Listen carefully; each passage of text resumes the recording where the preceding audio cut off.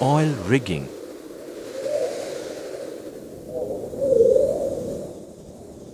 Oil rigging.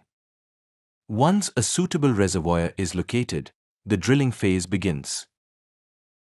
An oil rig is set up at the chosen site. The drilling rig bores deep into the earth through layers of soil and rock until it reaches the oil-bearing formation. Drilling. A drill bit, rotated by the rig, creates a hole, wellbore, into the earth's crust to access the oil reservoir. Drilling fluid, mud, is circulated to cool the drill bit, remove rock cuttings, and control downhole pressure.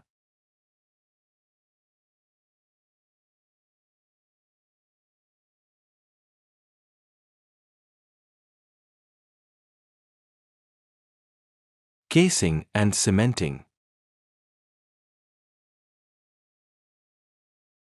Sections of steel pipe, casing, are inserted into the wellbore to prevent it from collapsing.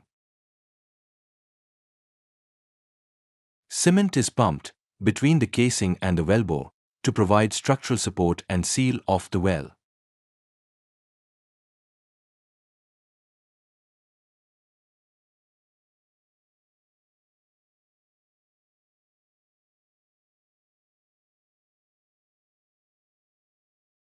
Well completion.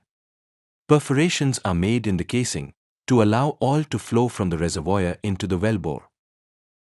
A perforation gun is placed lower inside that desired depth.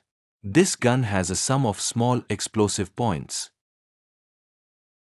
That explosive points get detonated due to electrical signal at that depth.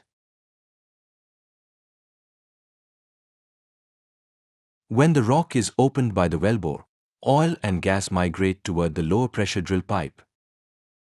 Extraction.